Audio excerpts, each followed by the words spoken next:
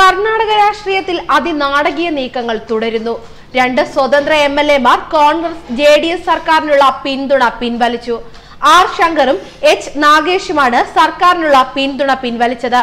ഇരുവരെയും BJP വിലക്കെടുത്ത മുംബൈയിലെ ഹോട്ടലിൽ താമസിപ്പിച്ചിരിക്കുകയാണെന്ന് കോൺഗ്രസ് ആരോപിച്ചു. കോൺഗ്രസ് വിമതനായി മത്സരിച്ച് ജയിച്ച നേതാവാണ് H. നാഗേഷ്. KPJP പാർട്ടിയുടെ നേതാവായി വിജയിച്ച ആളാണ് R. ശങ്കർ. തിരഞ്ഞെടുപ്പ് ഫലം വന്ന സമയം മുതൽ സംസ്ഥാനത്തുണ്ടായ പ്രതിസന്ധി സമയത്തൊക്കെ സർക്കാരിനെ കൂടെ നിന്ന MLA-മാരാണ് ഇരുവർ. R. ശങ്കർ സംസ്ഥാനത്തെ വനം മന്ത്രി കൂടിയായിരുന്നു. കഴിഞ്ഞയിടെ നടത്തിയ മന്ത്രിസഭാ വികസനത്തിൽ ഇദ്ദേഹത്തെ ഒഴിവാക്കുകയായിരുന്നു. ഈ രണ്ട് MLA-മാരുടെ പിന്തുണ നഷ്ടപ്പെട്ടാലും സർക്കാരിന്റെ നിലനിൽപ്പിന് തൽക്കാലം ഭീഷണികളൊന്നുമില്ല. ഇവരെ കൂടാതെ തന്നെ കേവല ഭൂരിപക്ഷം കോൺഗ്രസ് JDS സഖ്യത്തിനുണ്ട്. എന്നാൽ കോൺഗ്രസിൽ നിന്ന് 6 പേരെങ്കിലും ചേരി മാറുകയോ രാജിവെക്കുകയോ ചെയ്താൽ അട്ടിമറിക്ക് സാധ്യതയുണ്ട്. ഇവർ ഇപ്പോൾ മുംബൈയിലെ ഹോട്ടലിലാണെന്നാണ് റിപ്പോർട്ടുകൾ.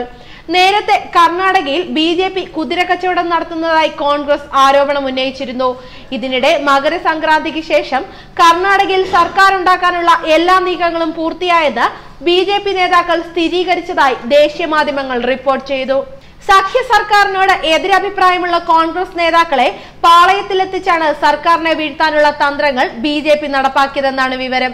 ലോക്സഭാ തെരഞ്ഞെടുപ്പിൽ കോൺഗ്രസ് JDS സഖ്യം മത്സരിച്ചാൽ അത് BJPക്ക് പ്രതിസന്ധി സൃഷ്ടിക്കും. കർണാടകയിൽ പരമാവധി സീറ്റുകൾ സ്വന്തമാക്കേണ്ടത് രാജ്യത്ത് വീണ്ടും അധികാരത്തിലെത്തുന്നതിന് പാർട്ടിക്ക് നിർണായകമാണ്. സംസ്ഥാന ഭരണം കയ്യിലുണ്ടെങ്കിൽ അത് എളുപ്പമാണെന്ന് കണക്കുകൂട്ടലാണ് BJP ദേശീയ നേതൃത്വത്തിനുള്ളത്. ഇതോടെ സർക്കാരിനെ താഴെ ഇറക്കാനുള്ള നീക്കങ്ങൾ സജീവമാണ്. 4 കോൺഗ്രസ് MLA-മാരും മുംബൈയിലെ ഹോട്ടലിൽ കഴിയുന്നുണ്ട്. ന്യൂസ് ഡെസ്ക് മലയാളി വാർത്ത.